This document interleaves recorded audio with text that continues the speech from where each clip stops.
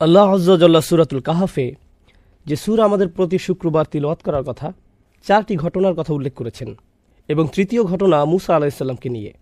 এই ঘটনার কথা কোরআনের আর কোথাও উল্লেখ করা হয়নি। এটি তার জীবনের খুবই ব্যতিক্রমী একটি ঘটনা। ভ্রমণটা ছিল একান্ত ব্যক্তিগত। কোরআনে মূসা আলাইহিস সালামের কথা পড়তে গেলে দেখা যায় তিনি হয়তো সরাসরি আল্লাহর সাথে কথা বলছেন, অথবা ইসরায়েলিদের সাথে আচরণ করছেন, বা তিনি ফেরাউনকে চ্যালেঞ্জ জানাচ্ছেন। তার ভূমিকাটি ছিল জনসাধারণের সাথে সম্পর্কিত। কিন্তু এই ঘটনাটি আমরা মূসা আলাইহিস সালাম সম্পর্কে যা যা জেনেছি তার থেকে একেবারেই ব্যতিক্রম। বস্তুত এই ঘটনা নিয়ে রহস্যের কোনো শেষ নেই। আমরা এমনকি জানি না এটি তার জীবনের কোন পর্যায়ে সংঘটিত হয়েছে। দৃশ্যত মনে হয় ঘটনাটি পানি অতিক্রম করার পরে ঘটে, কিন্তু ঐতিহাসিকভাবে ঠিক কখন কোন জায়গায় আমরা তার কিছুই জানি না। আর আল্লাহ সিদ্ধান্ত নিয়েছেন আমাদেরকে না বলার। এই খুতবার জন্য আমি কিছু কথা আজকে বলতে চাই।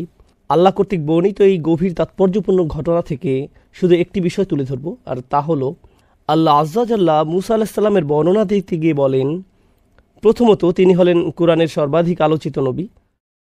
মূসা আলাইহিস সালামের নাম সবচেয়ে বেশি সংখ্যকবার উল্লেখ করা হয়েছে, আর অবশ্যই তাকেও কিতাব দেওয়া হয়েছে। তারপর সেই কিতাবটি এমন বইয়ে পরিণত হয়, অর্থাৎ আল্লাহ তাকে তাওরাত প্রদান করেন। তারপরে আসা সকল প্রজন্মের জন্য একজন করে নবী ছিল। এই নবীরা তাদের প্রজন্মকে আবারও তাওরাত শিক্ষা দিয়েছেন, আবারও শিক্ষা দিয়েছেন, আবারও শিক্ষা দিয়েছেন, আবারও শিক্ষা দিয়েছেন। তাহলে অধিক সংখ্যক নবী ছাত্র ছিল তাকে যে বই প্রদান করা হয়েছে সে বইয়ের, অন্য যে কোনো নবীর চেয়ে। আর অবশ্যই আল্লাহ আয্যা ওয়াজাল্লা মূসা আলাইহিস সালামের জাতির মানুষদের বা ইহুদি সম্প্রদায়কে আহবার হিসাবে অভিহিত করেছেন, জ্ঞানীর মানুষ হিসেবে। এছাড়াও বনী ইসরায়েলদের ওলামাদের জন্য কোরআন স্কলার শব্দটি ব্যবহার করেছে, অর্থাৎ এই মানুষগুলোর সুগভীর জ্ঞান ছিল।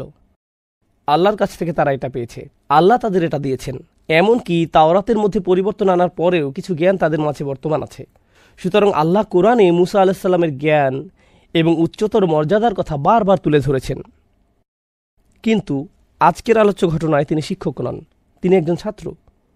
মূসা আলাইহিস সালাম, যিনি অন্য সকল ক্ষেত্রে ছিলেন একজন শিক্ষক, এখন তিনি একজন ছাত্র।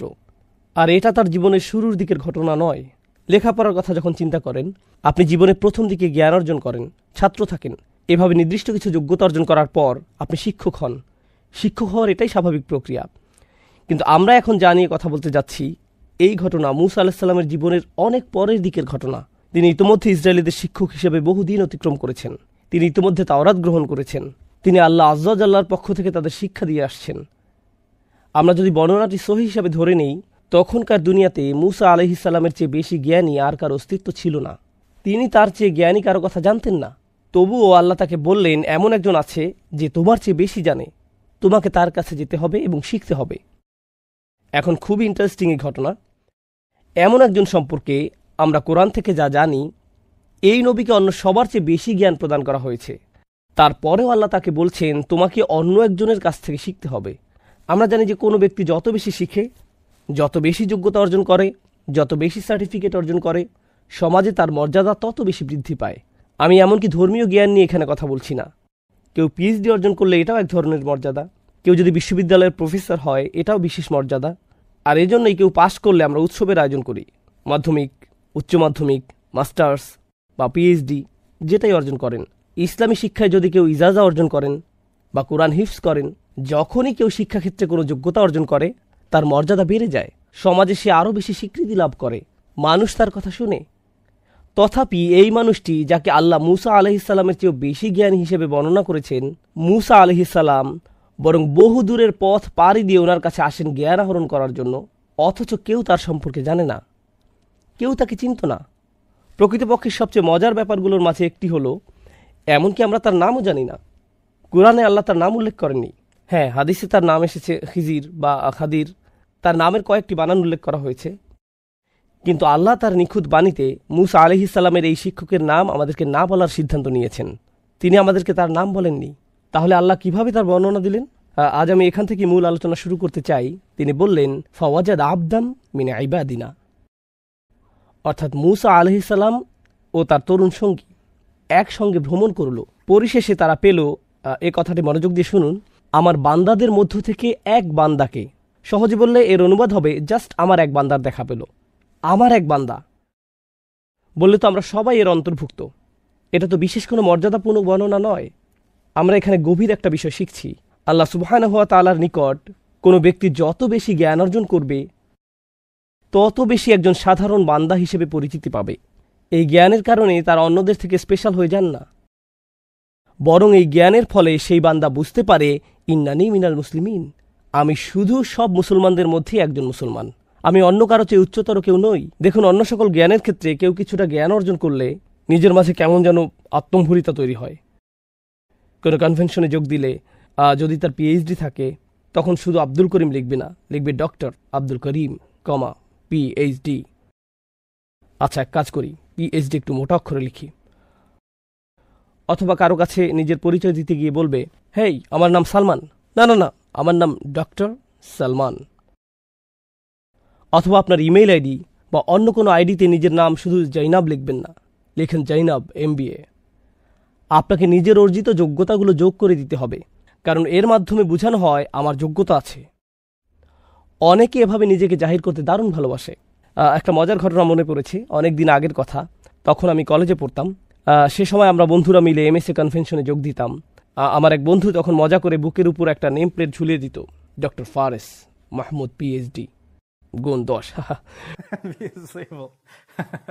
বিষয়টা হলো, সার্টিফিকেট আপনাকে এক ধরনের সামাজিক স্ট্যাটাস দান করে।